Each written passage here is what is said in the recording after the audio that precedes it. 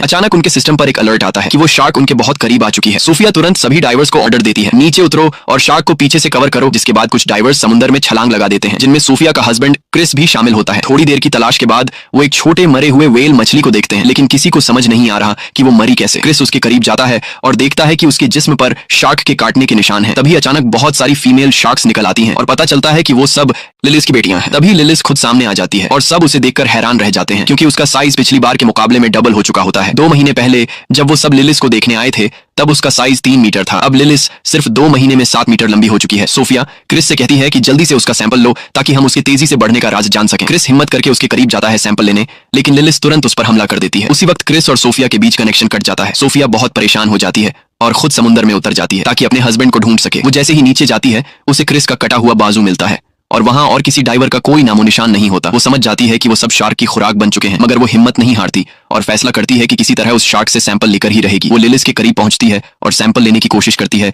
लेकिन शार्क उस पर भी हमला कर देती है। सोफिया खुशकिस्मती से एक जाल में फंस जाती है, लेकिन शार्क जाल को खींचती हुई समुद्र की गहराइयों में ले जाती है। किसी तरह से वो जाल से निकलने में कामयाब हो जाती है और खुद को बचा लेती है। फिर 3 साल बीत जाते हैं और हम पहुंचते हैं पेरिस, जहां 2 नौजवान लड़के सीन नदी में मछलियां पकड़ रहे होते हैं, लेकिन अचानक उनके जाल में एक बम आ जाता है। ये देखकर वो दोनों लड़के पुलिस को इस बम की खबर देते हैं। बम की खबर सुनकर रिपोर्टर्स भी वहां आ जाते हैं। तभी पुलिस आकर लोगों को समझाती है कि वर्ल्ड वॉर 2 के दौरान यहाँ शेल्स और मिसाइल्स रखी गई थी, इसलिए डरने की कोई जरूरत नहीं है। यहाँ अक्सर बम मिलते रहते हैं और जब तक हम यहाँ हैं कुछ नहीं होगा। लोगों को यकीन दिलाया जाता है कि नदी सुरक्षित है। फिर हम पहुंचते हैं व्हेल कंजर्वेशन सेंटर, जहां हमें सोफिया दिखाई देती है। अब सोफिया ने शार्क पर रिसर्च करना बंद कर दिया है और अब वो बच्चों को मछलियों के बारे में जानकारी देती है। लेक्चर के दौरान उसे महसूस होता है कि कुछ लड़के उसका मजाक उड़ा रहे हैं। वो कह रहे होते हैं, कहाँ है वो सैंपल जो तुम्हारे हस्बैंड ने लाया था? क्या वो शार्क उसे मारकर सिर्फ सैंपल ही छोड़ गई? सोफिया बहुत दुखी हो जाती है और लेक्चर छोड़कर बाहर निकल जाती है। तभी एक लड़की नोरा उसे रोकती है और कहती है, मैं तुम्हारी सबसे बड़ी फैन हूँ, मैं तुम्हारे सारे रिसर्चेस को फॉलो करती हूँ, खासकर शार्क वाले। सोफिया कहती है, मैंने वो सब रिसर्च उसी दिन छोड़ दिए थे जब मेरे हस्बैंड की मौत हुई।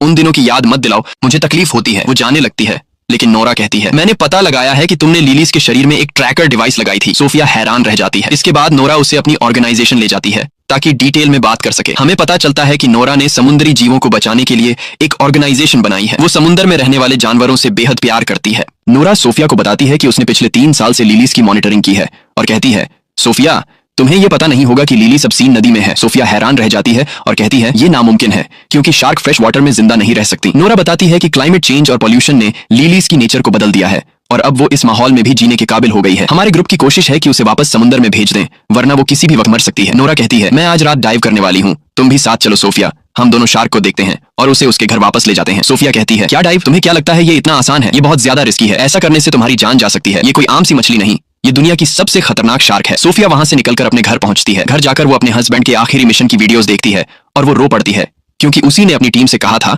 कि वो इस मिशन में उनके साथ है। वो गिल्टी फील कर रही होती है क्योंकि वो सब उसकी वजह से मारे गए। दूसरी तरफ हम देखते हैं कि नोरा अपनी दोस्त बिन के साथ सीन नदी में एक बोट पर होती है। नोरा कहती है, क्या तू मेरे साथ नहीं उतरेगी? बिन पानी में उतरने से इनकार कर देती है और कहती है, तू जा, मैं यहाँ तेरा ध्यान रखती हूँ। नोरा अकेले ही पानी में उतरती है और लिलीज को हर जगह ढूंढती है। दूसरी ओर सोफिया सिस्टम में लिलीज की मूवमेंट्स ट्रैक कर रही होती है। वो देखती है कि शार्क नोरा की तरफ बढ़ रही है, जिसके बाद वो पुलिस को कॉल करती है और बताती है कि नोरा अकेले रिवर के पानी में शार्क को ढूंढने गई है। नोरा अब भी शार्क को तलाश रही होती है। फिर वो एक कार के करीब जाती है जिस पर शार्क के अटैक के निशान होते हैं। उसी वक्त उसे पुलिस के सायरन की आवाज आती है, तो वो समझ जाती है कि पुलिस नदी तक पहुंच गई है। वो फौरन पानी से बाहर आती है और भागने की कोशिश करती है, मगर पुलिस उसे पकड़ लेती है क्योंकि इस रिवर में डाइविंग मना है। सोफिया भी उसी वक्त वहां पहुंच जाती है और नोरा को पुलिस के हाथों गिरफ्तार होते हुए देखती है, मगर वो कुछ नहीं कर सकती। पूरी रात वो नदी के पास खड़ी रहती है लिलीज की मूवमेंट्स को ट्रैक करने के लिए। अगले दिन नोरा अब भी पुलिस स्टेशन में होती है क्योंकि वो कुछ भी बोलने को तैयार नहीं होती कि वो नदी में क्यों गई थी। वो सिर्फ कहती है, बस यार मैं तो नहाने गई थी। इंस्पेक्टर का नाम आदिल होता है। वो कहता है, तुम यहाँ से बाहर तभी निकलोगी जब सच बोलोगी। नहाने की कहानी छोड़ो, हमें बेवकूफ समझा है क्या? नोरा कहती है, सुनो भाई, मैं शार्क ढूंढने गई थी। आदिल हंसता है, क्या तू मेरे साथ मजाक कर रही है? नदी में शार्क? ये तो जहरीला पानी है, और फिर वो यहाँ आई कहाँ से? तुमने मुझे बेवकूफ समझा है? नोरा कहती है, मेरा यकीन करो, मैं पानी में शार्क को ढूंढने गई थी, लेकिन अफसर मानने को तैयार नहीं था। दूसरी तरफ सोफिया अब भी उसी जगह पर मौजूद होती है जहां कल रात थी। शार्क की मूवमेंट्स को देख रही होती है और वो काफी नर्वस और डरी हुई होती है क्योंकि शार्क उसके बहुत करीब होती है। तभी उसे पुलिस स्टेशन से कॉल आती है और उसे अपने ऑफिस बुलाया जाता है। वहां जाकर उसे पता चलता है कि ये कॉल नोरा की रिक्वेस्ट पर की गई थी ताकि वो ये प्रूव कर सके कि शार्क वाकई नदी में है। तभी पुलिस को एक लाश मिलती है नदी के किनारे से। सोफिया लाश की हालत देखकर डर जाती है क्योंकि लाश का आधा हिस्सा गायब था। जैसे उसे किसी बड़े जानवर ने काटा हो। सोफिया कहती है ये काम तो शार्क का ही लगता है। फिर वो पुलिस स्टेशन जाती है और एक लेडी इन्वेस्टिगेटर को सारी जानकारी देती है जो वो लिलीज के बारे में जानती थी। वो ये भी बताती है कि ये शार्क बहुत खतरनाक है, जैसा कि तुम लोग समझ रहे हो वैसी नहीं, इसका साइज बहुत तेजी से बढ़ रहा है और हमें एक एक्सपर्ट टीम चाहिए ताकि हम शार्क को उसके असली समुद्र में वापस ले जा सकें, वरना अगर ये नदी में रही तो किसी भी वक्त मर सकती है। लेकिन वही नोरा को लगता है कि सोफिया और ऑफिसर शार्क को मारने वाले हैं, इसलिए अब नोरा शार्क को बचाने के काम पर लग जाती है और ऑफिसर सोफिया और अदिल को ऑर्डर देती है कि शार्क को सेफ तरीके से समुद्र में पहुंचाया जाए। फिर सोफिया डाइवर्स की टीम के साथ सीन नदी पहुंचती है ताकि शार्क को पकड़ सके। दूसरी तरफ नोरा भी चुपचाप उनका पीछा करती है और दूर से शार्क की मूवमेंट्स को देखती रहती है। सोफिया और उसकी टीम ट्रैकर के जरिए लिलीज की लोकेशन फिक्स कर लेते हैं। डाइवर्स जल्दी से सूट पहन के नदी में उतर जाते हैं। नोरा को लगता है कि वो लिलीज को मार देंगे तो फौरन अपनी दोस्त बिन को कॉल करती है और कहती है कि वो ट्रैकर सिस्टम हैक कर दे ताकि डाइवर्स शार्क की लोकेशन ट्रेस न कर सके। बिन उसकी बात मान लेती है और सिस्टम बंद कर देती है। तभी डाइवर्स पानी में लिलीज को तलाश करते रहते हैं और वो लिलीज के काफी करीब होते हैं। उन्हें उसकी मूवमेंट का एहसास होने लगता है। तभी ट्रैकर अचानक बंद हो जाता है और वो उसका लोकेशन नहीं जान पाते। वो सब जल्दी से ऊपर आ जाते हैं इससे पहले कि शार्क उन्हें मार डाले। आदिल हैरान रह जाता है कि ट्रैकर अचानक कैसे बंद हो गया और वो सोफिया से कहता है मुझे लग रहा है कि ये सब तुम्हारा किया धरा है। कसम से अगर कंफर्म हो गया कि तूने ये किया है तो ये तेरे लिए जिंदगी का आखिरी दिन होगा। सोफिया उसकी बातों से नाराज हो जाती है और वहां से चली जाती है और इत्तेफाक से वो नोरा को दूर से दिखती है जो छुप के सब कुछ देख रही होती है। तो वो फौरन समझ जाती है कि उसी ने ट्रैकर का सिस्टम खराब किया है। रात को आदिल अपनी अफसर से बात कर रहा होता है और कहता है कि हमें दरिया के आसपास सब रुकावटें लगा देनी चाहिए जब तक हम उस शार्क तक नहीं पहुंचते। तो वो कहती है कि हम नदी का किनारा बंद नहीं कर सकते क्योंकि कुछ दिनों बाद यहाँ एक बहुत बड़ा रेस फेस्टिवल शुरू होने वाला है जिसे हम किसी भी हालत में रद्द नहीं कर सकते। पता चलता है कि ये फेस्टिवल एक बड़ी स्विमिंग रेस है जो सीन नदी में होने वाली है और इसमें देश के सबसे प्रोफेशनल स्विमर हिस्सा लेने वाले हैं। जाहिर है कि सिटी मेयर इस फेस्टिवल को कैंसिल नहीं करेगी क्योंकि इस पर $1 अरब से ज्यादा खर्च हो चुके हैं। आदिल बहुत मायूस हो जाता है और सोफिया के बारे में सर्च करता है और उसे सब कुछ पता चल जाता है कि उसके आखिरी मिशन के बाद क्या हुआ था। उसका हस्बैंड और पूरी टीम मर गई और वो अब भी खुद को कसूरवार मानती है। आदिल बहुत दुखी होता है कि उसने उसके साथ सख्त बात की और उसे नाराज करके भेज दिया। अगले दिन नूरा एक वीडियो बनाती है जिसमें वो शार्क के साथ हो रहे जुल्म पर बात करती है। वो कहती है कि हर साल लाखों शार्क मार दी जाती हैं ताकि ब्यूटी प्रोडक्ट्स और अमीरों के खाने बन सकें। ये क्रिएचर भी इंसानों की तरह जीने का हक रखती है। वो अपने जैसे नौजवानों से कहती है कि वो उसकी ऑर्गेनाइजेशन में शामिल हों और लेलिस शार्क को समंदर वापस पहुंचाने में मदद करें। सरप्राइज ये होता है कि वीडियो को लाखों व्यूज मिलते हैं और उसकी टीम में सैकड़ों नौजवान शामिल हो जाते हैं।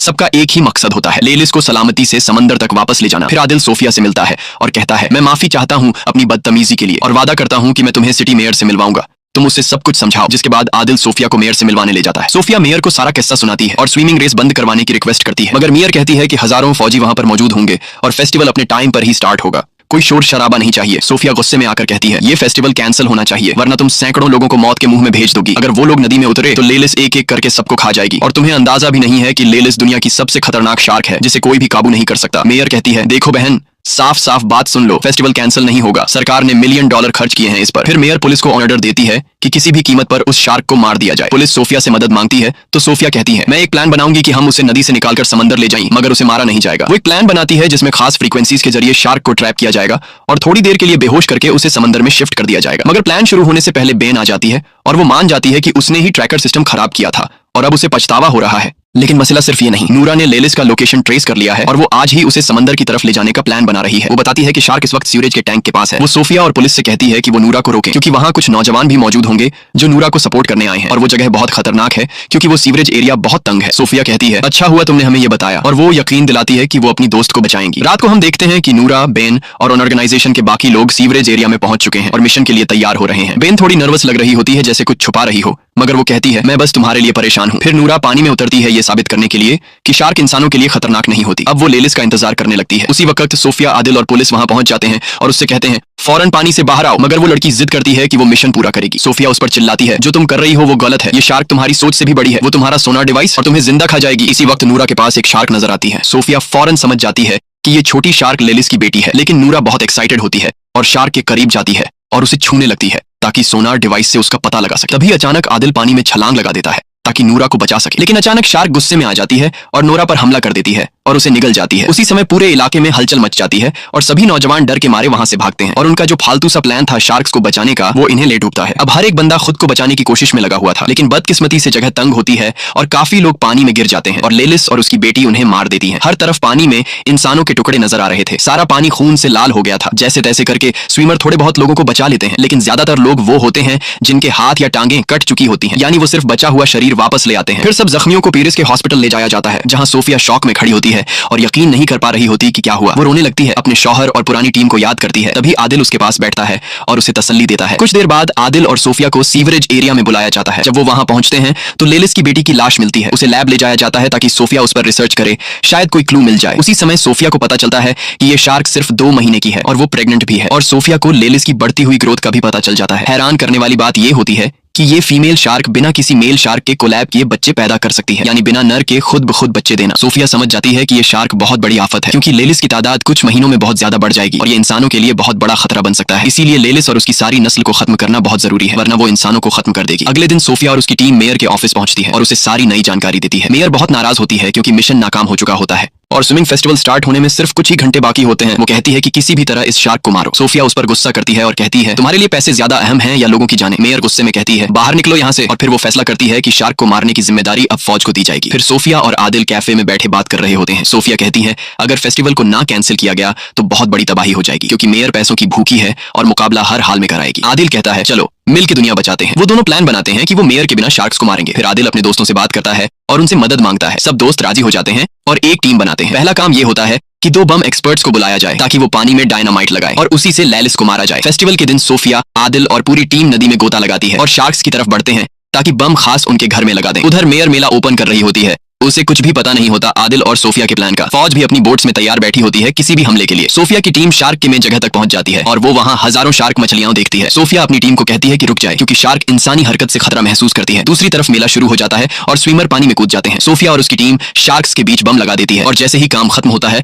सब ऊपर जाने की कोशिश करते हैं। तभी एक शार्क आती है और टीम के 2 बंदों को मार देती है। सोफिया आदिल को खींचती है ताकि जल्दी निकल सके, लेकिन बम जल्दी फट जाते हैं। धमाका होता है और टीम के बाकी लोग ऊपर उनका इंतजार कर रहे होते हैं। सोफिया आदिल को ऊपर ले आती है। टीम उसे बोट में डाल देती है क्योंकि वो जख्मी होता है। तब सोफिया फैसला करती है कि वो अकेले नीचे जाएगी ताकि यकीन कर ले कि लेलिस मर चुकी है या नहीं। लेकिन जब वो वापस आती है तो पता चलता है कि लेलिस अभी भी जिंदा है। फिर अचानक लेलिस कश्ती पर हमला करती है, टीम को गिरा देती है और पूरी टीम को मार देती है। लेकिन खुशकिस्मती से आदिल और सोफिया बच जाते हैं और ऊपर आ जाते हैं। तब वो देखते हैं कि शार्क तैराकों की तरफ बढ़ रही है, तो वो दोनों पानी में वापस कूद जाते हैं ताकि उसे रोक सकें। लेकिन तब तक बहुत देर हो चुकी होती है। शार्क पहले ही तैराकों तक पहुंच चुकी होती है और एक एक करके सबको मारने लगती है। एक ही झटके में नदी का पानी लाल हो जाता है। हर तरफ इंसानों के टुकड़े तैर रहे होते हैं। पूरा इलाका चीख पुकार और अफरा तफरी से भर जाता है। तभी फौज पहुंचती है और लेलिस पर गोलियां चलाती है, लेकिन उन गोलियों का उस पर कोई असर नहीं होता। सबसे बड़ा खतरा यह होता है कि नदी के नीचे कई बम पहले से लगे होते हैं। अगर कोई गोली उन पर लग गई तो पूरा शहर उड़ जाएगा। और फिर वही होता है, एक गोली बम से टकरा जाती है और जोरदार धमाका होता है। पूरा शहर तबाह हो जाता है। धमाके की वजह से एक भयानक सुनामी आती है जो पूरे शहर को बहा ले जाती है। कई लोग डूबकर मर जाते हैं,